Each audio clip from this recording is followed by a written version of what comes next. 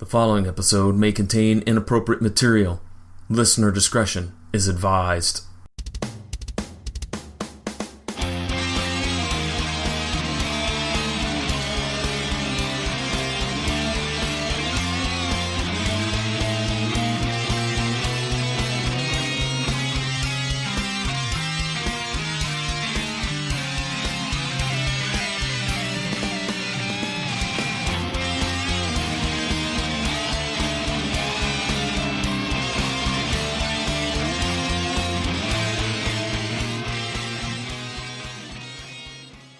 Everybody, welcome to another episode of Mattalk. John loved the episode. Everybody have a great day. We'll talk to you soon. Hey, wait a minute. Time out.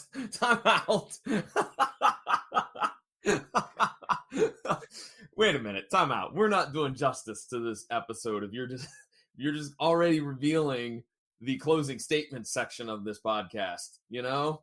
All right. There's nothing to discuss. John loved it. Okay, let's go ahead and address the elephant in the room, okay?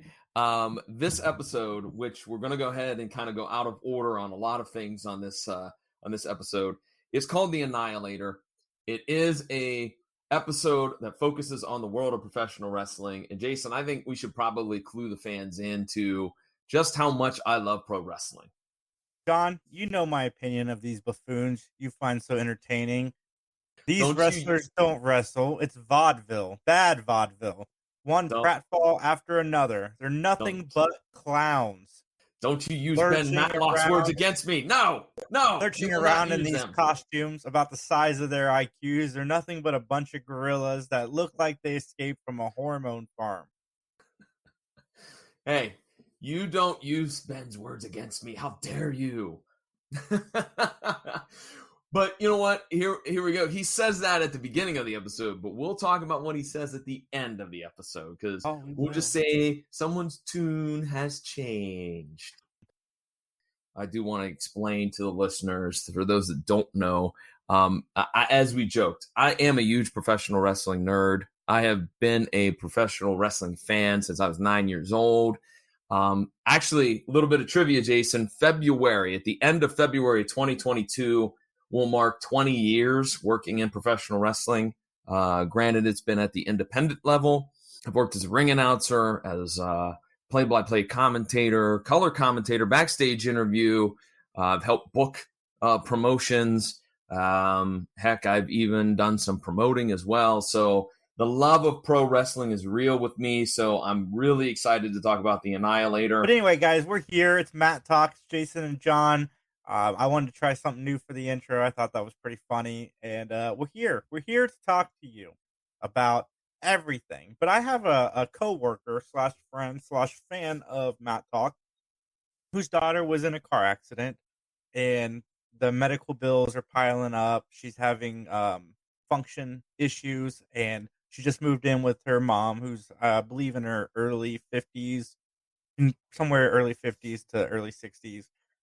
They've raised $21,000 so far, which is tremendous, and the goal is $50,000, so that way she can get the care she deserves. She's a very young woman, and this is it's a nightmare. And we like to help out where we can in the position that we're in. So I'm going to add the link to this audio and video for the GoFundMe to help support Beth's family. So please check it out. Her daughter Ashley again suffered a car accident, nerve damage, and a critical deficiency in her vitamin B12 levels.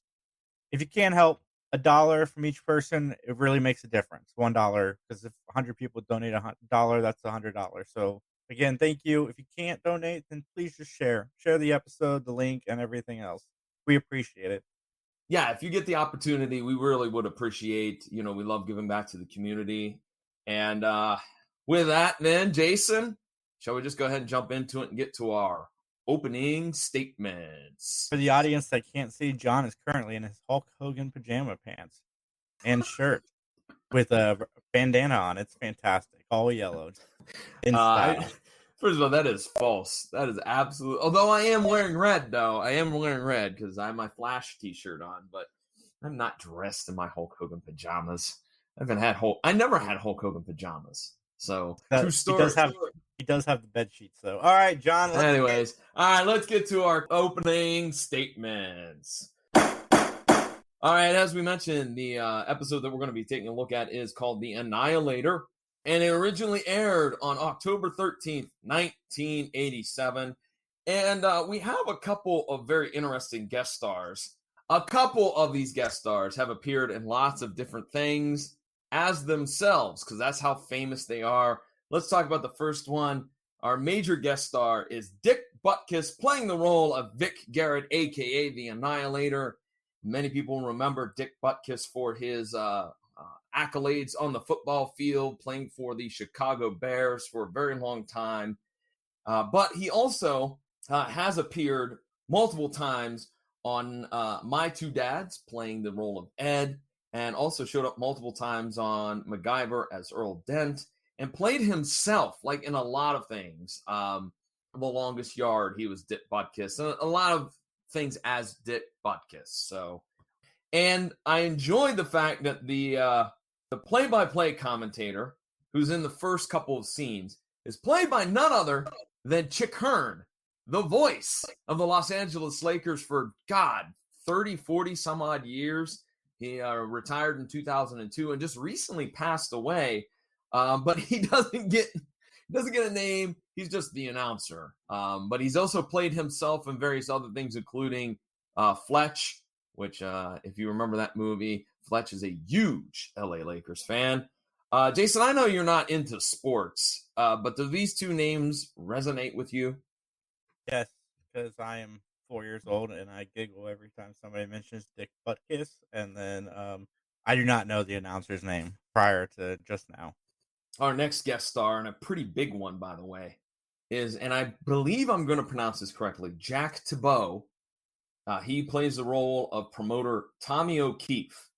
He is probably best known for his role as Clarence in Escape from Alcatraz. And that is a movie that we have discussed quite a bit, you and I, in our professional lives, dealing with Larry Hankin on a project that you, I, and Justin worked on with him. But yeah, he was a main pivotal character, I should say, in that movie. But he's also probably known as McClaskey in Lethal Weapon, and Kruger in Sudden Impact, as well as a lot of like one-offs in various different series. So another individual that we're seeing, who actually has already been introduced to us in season 1, but Lee Paul will play the role of Gentleman George.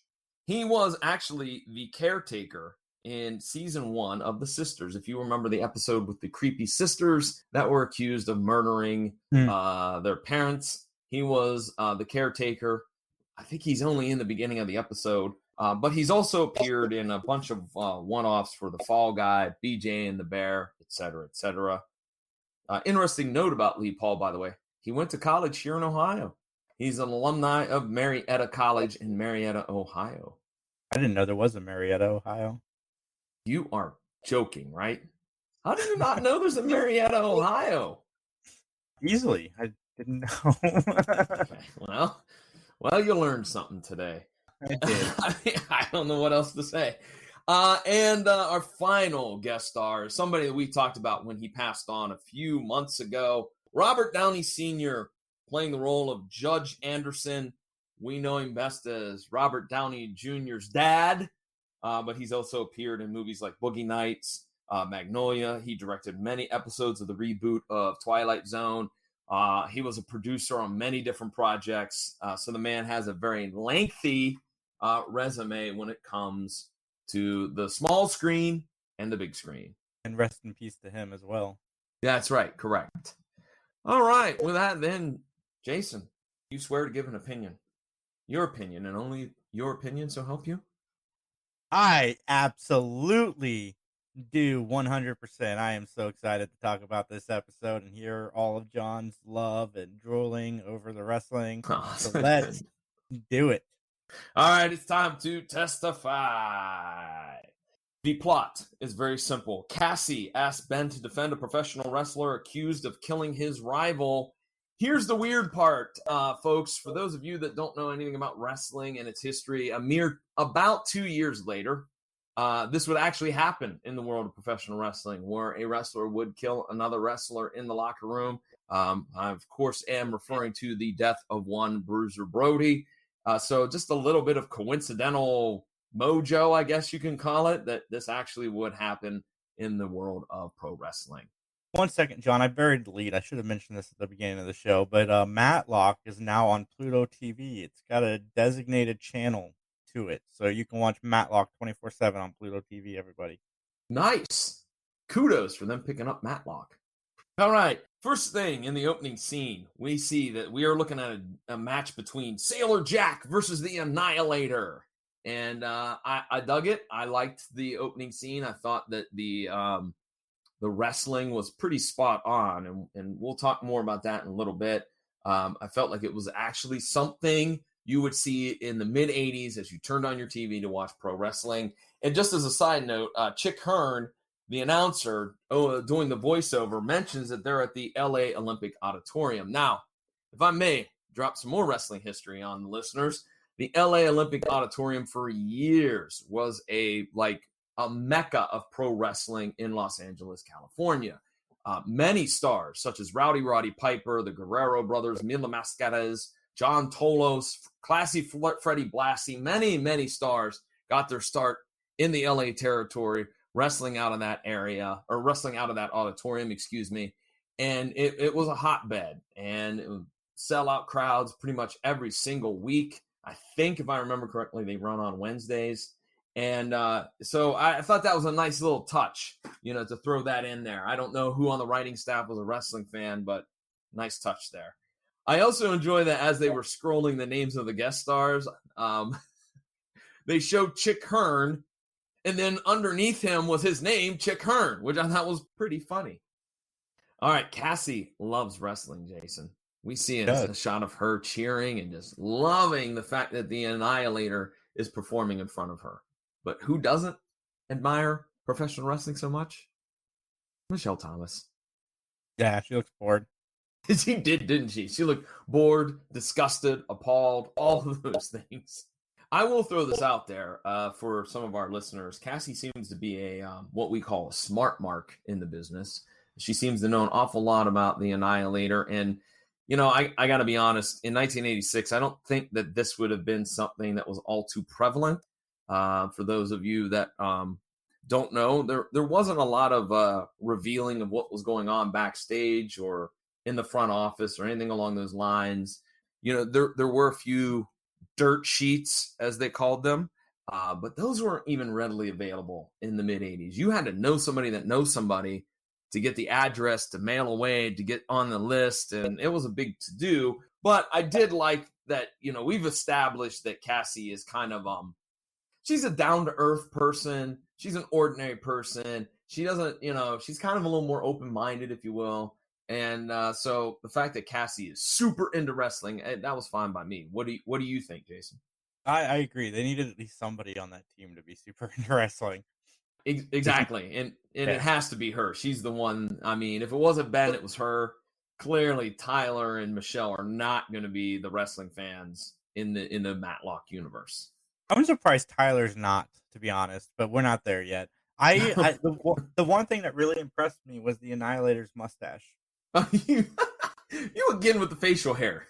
Man, no, it's like Selleck-esque. Because I always say mustaches look creepy on most people if it's just a mustache, but not him. He pulled off the Selleck. But Dick Butkus always had that mustache, and he was nothing to be trifled with. He put a lot of people on the ground in the NFL, and he was nothing. He was no man to trifle with. So, dude, with a name like that, you grow up tough. Yeah, Dick Butkus. Yes, of course you would. So after the match, Sailor Jack is victorious. Chick Hearn interviews him. Chick asks him about the rumor of Jack leaving the territory or the promotion. Vic Garrett, and from here on out, I am going to refer to the Annihilator as Vic Garrett, his actual name. So Vic interrupts the owner, Tommy O'Keefe, and yells and screams that he wants a rematch. Tommy O'Keefe denies the rumors that Jack is leaving. I'll throw this out there again. None of this would have been mentioned in a live interview. Yeah, if indeed this was mentioned in a live interview that Jack is leaving the territory, it was all for a storyline. It was all part of the show. If that was happening in real life, that would be all in the back, especially in 1986. Nowadays, different story, but back then, it would have been kind of hush hush, if you will. We cut to the locker room where Vic and Jack are kind of having a heated argument, especially because Vic feels that his shoulder got banged up, and it was because Jack was being a little careless in the ring. Jack and his manager Connie leave, as well as Gentleman George, another wrestler that was in the back. And then that leaves Vic to talk to his manager Bobby about the rift between Jack and him. And they're going to talk it out, Jason. What do you think about the idea to go over to Jack's place and talk out the differences? What do you think about that plan? I don't think that's a bad plan. That's like something that we need to do more of in 2021, everybody. But no, aside from that, it's I don't think it's that bad of an idea. I mean, I understand in hindsight that it wasn't a great idea, but I think it's better if two people work out their differences man to man. Okay, but admit, we all knew where this was leading, right? Yeah, no, 100%. Poor guy. Okay, so lo and behold, Vic arrives at Jack's place. Security tries to stop him. That was an epic fail, so he ends up calling the cops. And lo and behold, Vic walks in on a dead Sailor Jack. And Jason, he breaks your rule. What does he do? He runs over to the body to check to see if he's still alive. Yep, and then he swims in the liquids that are laying all over the floor. That sounds so gross when you say it that way. So yes, Vic gets blood on him from a cut on his hand because there's a broken glass, and he also gets wine all over him. And lo and behold, those cops seem to be there awful fast. Yeah, no, unless he's like on the 800th floor and he took the slow elevator. Yeah, because it seems like he walks right in and boom, there are the cops. I'm like, that was awful cool. Were they on another call? Were they on a domestic violence call on the 3rd floor? And they were like, oh, we'll just go up 2 floors. We got this guy. You know, it just maybe. I don't know. I got a question for you, John. Was it like a rule? Is it a rule when you make these detective shows that there has to be an obligatory wrestling episode? Because they all have them. Psych, Monk. We look at the time frame, 1986. This is the time period where wrestling is blowing up because of Vince McMahon Jr., who many people today just know him as Vince McMahon. He's making the WWF at the time a worldwide phenomenon.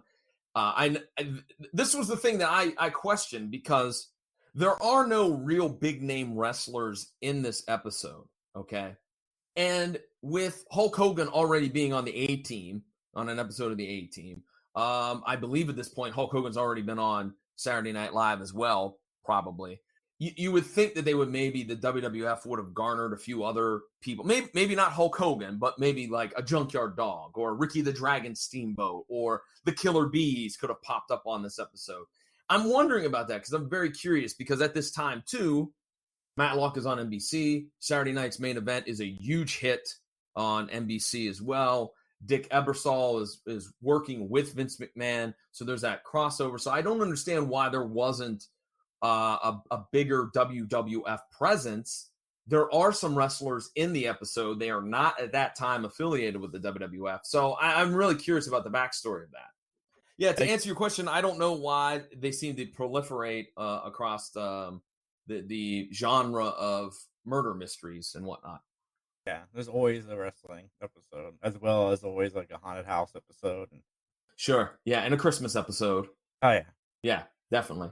A side note, there was an actual wrestling sitcom called Learning the Ropes, starring actually former NFL linebacker Lyle Alzado as well, which it was syndicated, though, so it did not have the blessing of the WWF and used a lot of NWA wrestlers in their show. Cassie interrupts Ben fixing his chair to ask if Ben will take Vic's case, and Ben has this old school mentality. Yep, they're nothing but clowns. That's right. What you dropped on me at the beginning of the episode is exactly verbatim what he says. They're clowns. They're nothing more than gorillas from a hormone factory. They're dumb, etc., etc. But he's running his mouth and doesn't realize that Vic is standing right there in the office behind him.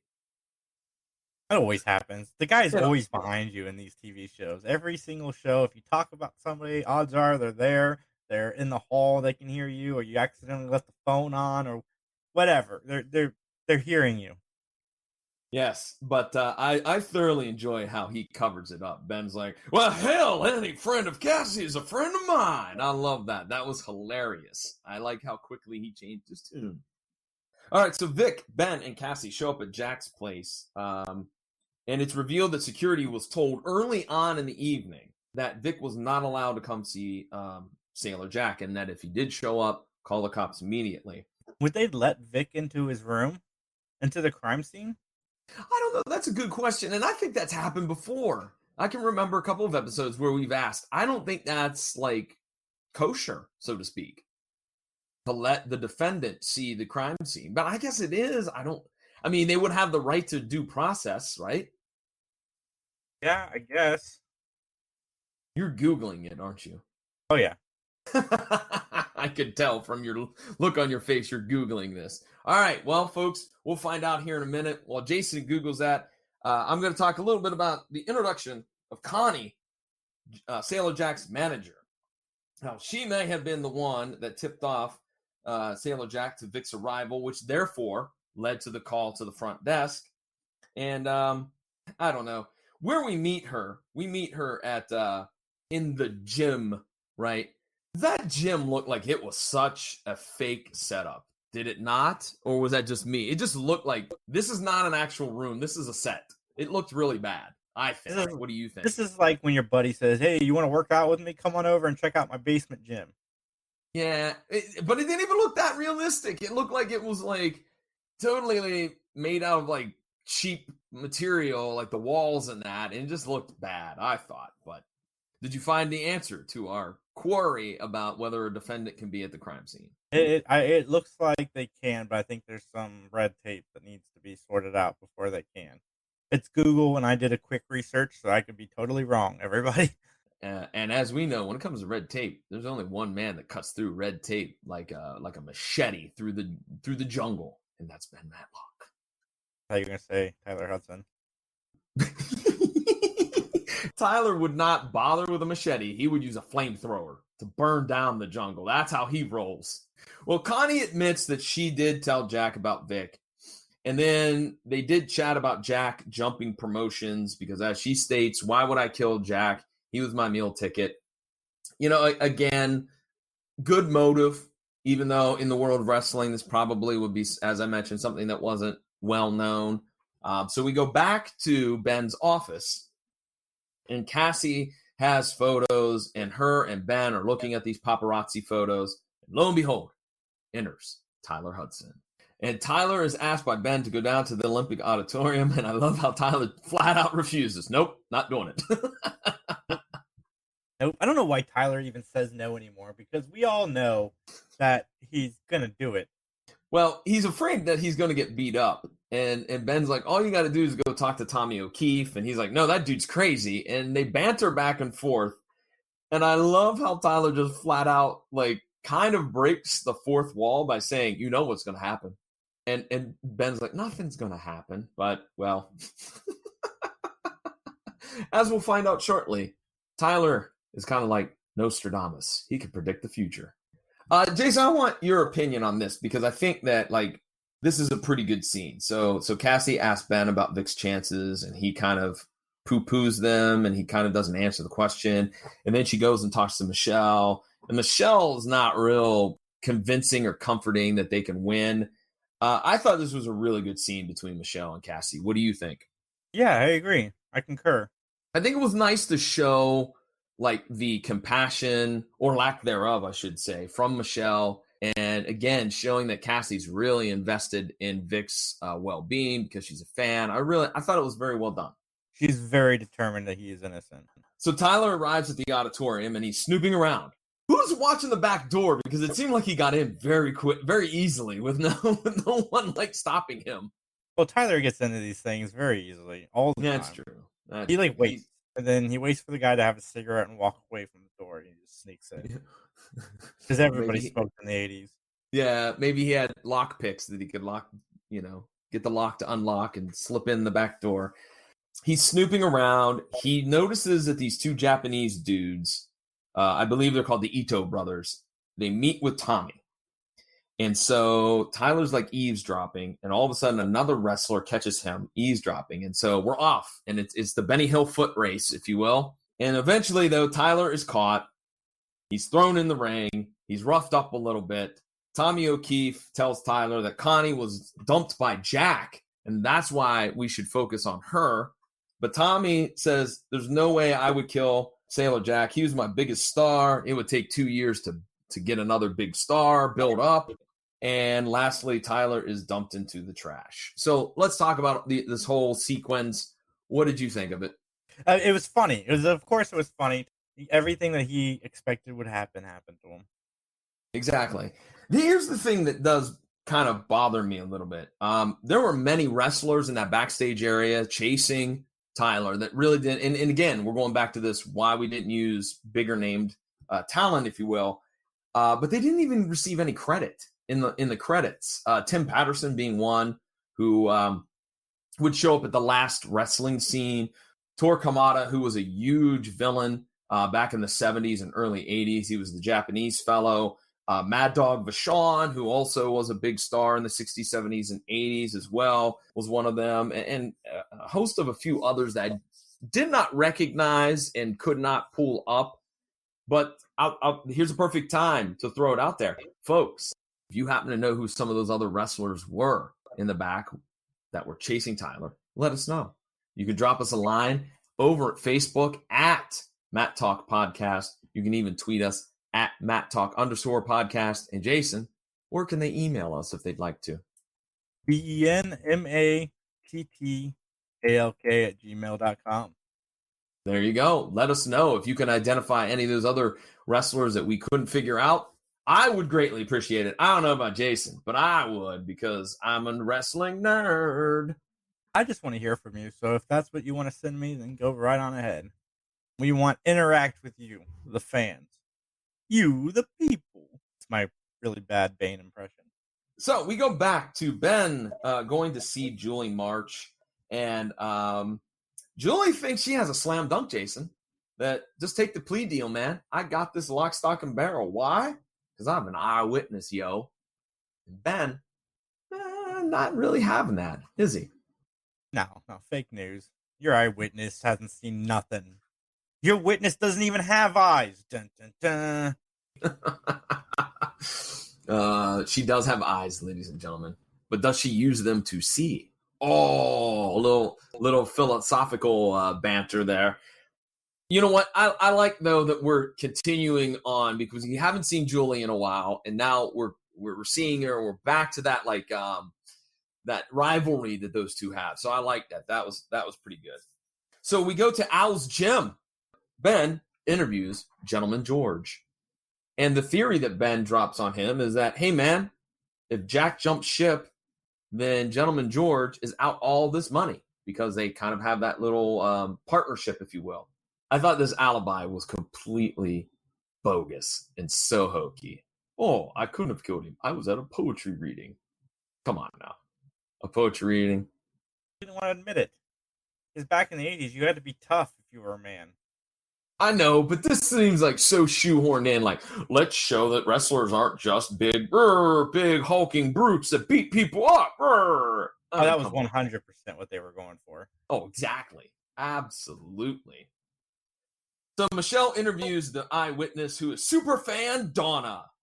Can I just say, I felt bad for Michelle, because she's clearly not dressed for climbing a fire escape. No. Michelle wasn't dressed for a wrestling event. Yes, you know what? Okay, I'm going to go out there, even though it is stereotypical. In that very first scene, yeah, Michelle is not dressed to go to a wrestling show either. You were correct on that. She was slightly overdressed. Yes. Mm-hmm. Yeah, shoulder pads have no business at a wrestling event. Well, wait a minute. That depends. I've seen lots of wrestlers wear robes with shoulder pads, so we're going to cut her some slack on this one. All right, you say so. Okay. So basically, Donna claims she saw what happened in Sailor Jack's apartment, because she could see across the way. She's up on this building. She can see across the way. and she claims she saw it all. To another little touching scene that I thought was nice. Cassie and Vic have kind of this pep talk like scene in the hallway of the courtroom, which I really liked. She talks about how much she likes Vic, even though he's the bad guy, and she shouldn't like him, but she respects his athletic ability and his persona and everything. So I thought that was a nice touch. Yeah, no, I agree. Vic isn't what this episode made you think a stereotypical wrestler was as you get to know him. Which is, again, kind of, putting aside the stereotypes. Yeah, exactly. In the courtroom, Julie questions the coroner and the security guard. Ben does not have any questions. But then Donna's called to the stand, and guess who does the cross-examination? Michelle. Yeah, which that's a different twist. What'd you think about that? I like that. It's 2 episodes in a row that Michelle got to do some questioning. Yeah, but it's revealed that Donna, who has these very clunky shoes, could not have seen the murder of Sailor Jack because as she would climb the fire escape, you would hear the clang, clang, clang, and the neighbor that lived downstairs would have complained and whatnot. And so Donna admits she was not actually there when the murder took place. She was there much, much later.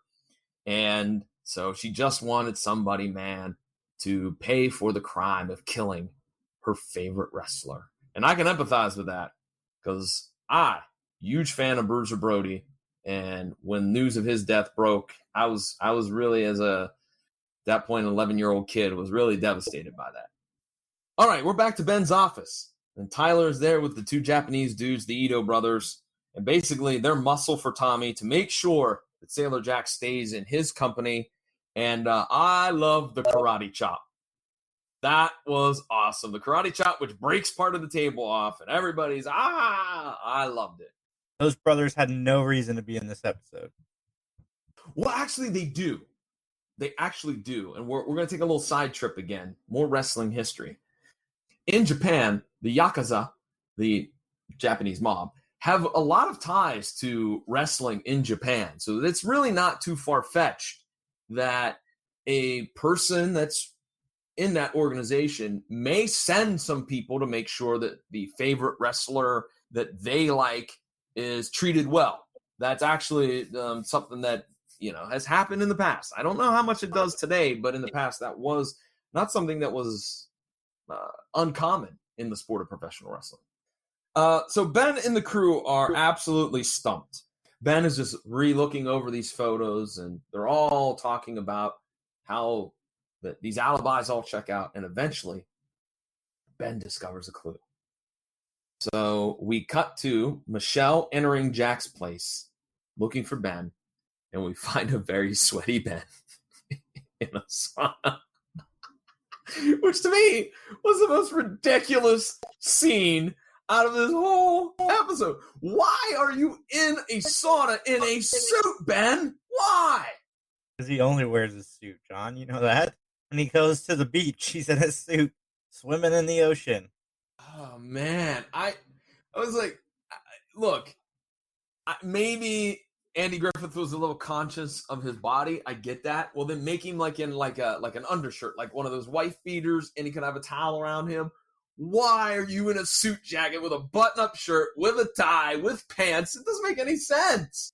It doesn't have to make sense to you, John. It just has to make sense to him. I guess that was our moment of levity. So, ladies and gentlemen, I'm going to take these next few scenes. I think 3 or 4. We're going to kind of cram them together, Jason, okay? So Ben talks to the coroner once again, and he proposes this theory that if Sailor Jack maybe worked out or was hanging out in the sauna, that might mess with his body temperature, which ultimately would mess up the time of death, of which the coroner says that could happen. Ben also then puts Connie on the stand, shows her some photos, and say, look, your hair was curly in this one, and then later in this later photo, it's straight. She admits that happens. And in fact, she admits that she was in the sauna with Sailor Jack. But then the final nail in the coffin was when Ben reveals this very expensive, one-of-a-kind dress taken to the cleaners to try to get red wine out of it. And that's what does it. That's what gets Vic Garrett off of the charges of murder.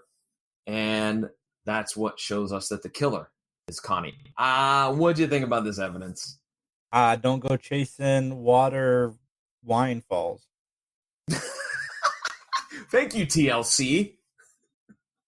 Next, you're going to tell us you don't want no scrubs because a scrub is a guy that can't get no love from you.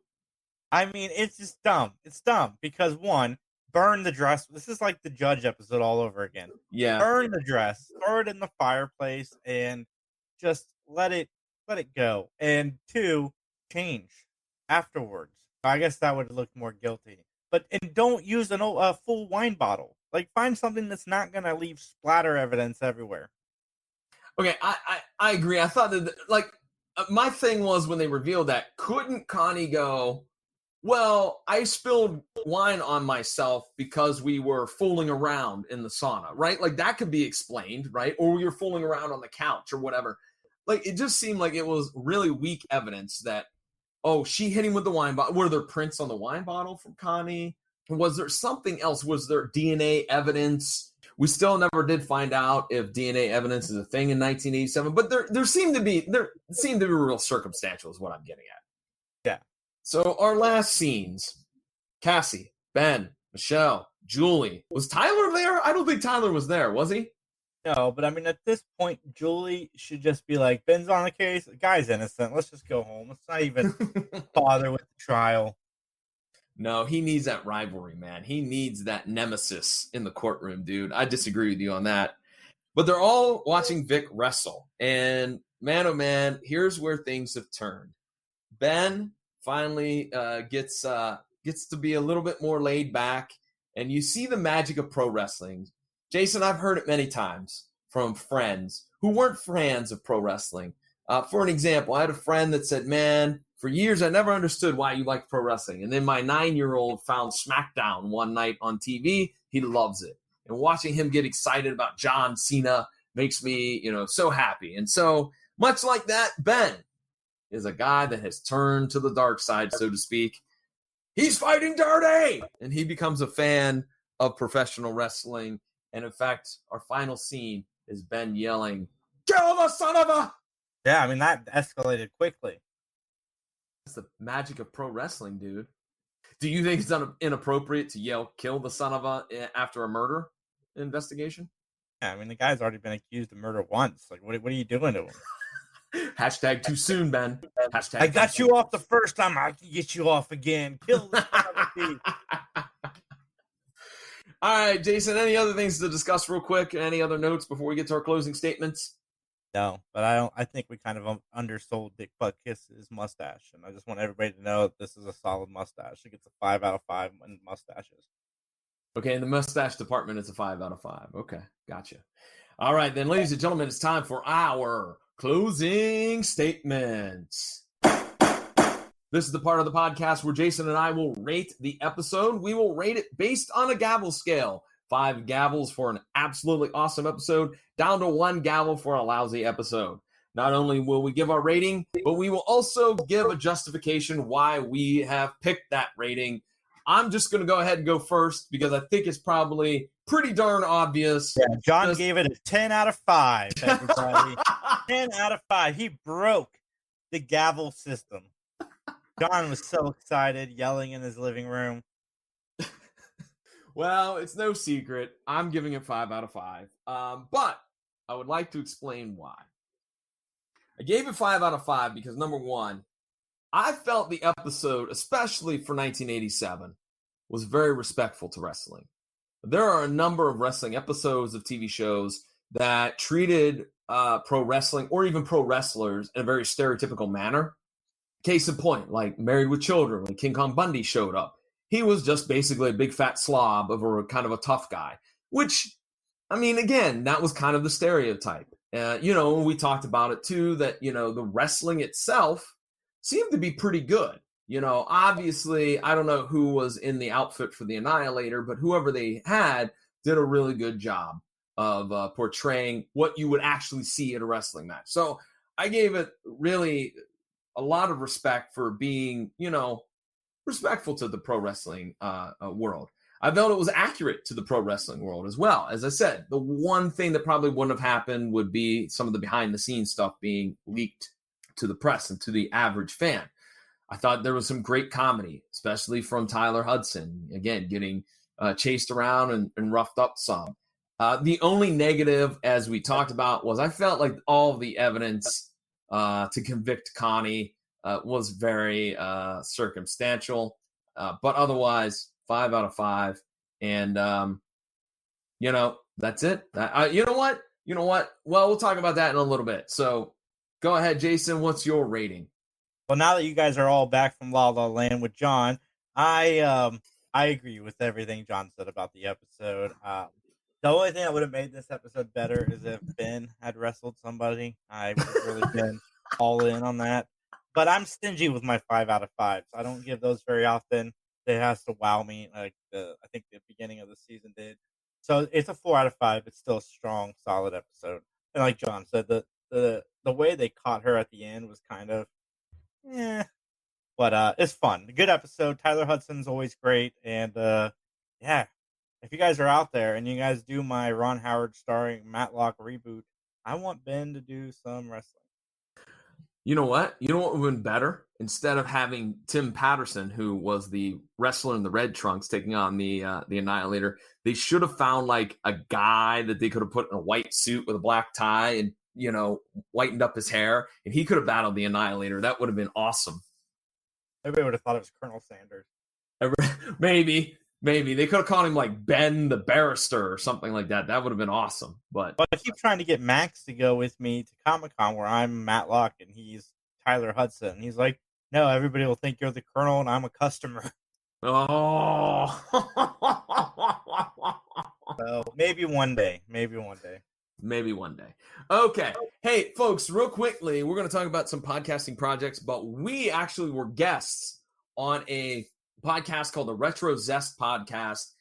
We were talking about Mattalk. We were talking about Matlock, the history of this podcast, all that stuff. It's going to be dropping real soon, so you got to keep your eyes open to the Facebook page and the Twitter, even though that Twitter is a hot mess. Folks, I'm going to go out on a limb. This is something we didn't talk about, so I'm just going to throw it out there. We're older people. We don't mess with Twitter. You know what? I think, Jason, that's something that we honestly, and I want people to tell us, should we just drop the Twitter? Because it is obviously not getting a lot of traction. And look, that's not a negative. Some people prefer Facebook. Some people prefer Twitter. I mean, it is how it is. So, Jason, why don't we let the fans tell us what we should do? Should we drop Twitter or not? And there's a couple different ways you can let us know. First of all, you can let us know by going to Facebook at Mattalk Podcast and leave us a note there. I mean, you could theoretically tweet us. To let us know not to use Twitter. I would love that. Please do that. I'll put a Twitter poll up. Should we not use Twitter? Okay, so you could tweet us or take the poll on Twitter, which is kind of an enigma wrapped inside of a puzzle, to let us know if we should drop Twitter or not. And, of course, Jason, you can shoot us an email. What's that email address, man? bnmattalk@gmail.com. Really? You have to say it that fast. No one can hear you. Micro Machines, man. I missed that guy. It is bnmattalk@gmail.com. There you go. All right, let's talk about some other podcasting projects besides the Retro Zest podcast. Jason, where can folks find the Three Geeks podcast? You can find us with John Orlando and Funny Science Fiction this September at Monroe Pop Fest, where we will be hosting a ton of panels and having a blast. You can also find Three Geeks Podcast everywhere you find podcasts, including YouTube and Facebook. Hey, you know what? If you're in the Michigan area, especially Southern Michigan, come on out to Monroe. It's a great Comic-Con. It's a great time. We are looking forward to it. It's actually 2 days this year. It is Friday afternoon and all day Saturday, and I'm looking forward to it, Jason. Well, let's talk about Three Geeks Podcast. Normally, where will they find you? What's the website? What's the location for the great content that you're putting out? You can also find myself, John, and Mattalk at threegeeks.ninja. All right. And ladies and gentlemen, you can always find me and my personal podcasting project, the PVD Cast, over at pvdcast.com or through all of those other major podcasting outlets. All right. With that, Jason, I'm going to go around the neighborhood and body slam people. How about you? I am actually going on date number 2, which I will be talking about on yesterday's episode of the Three Geeks podcast. Oh, okay. All right. With that, then, ladies and gentlemen, we're going to get on out of here. And as they say in court, nothing further.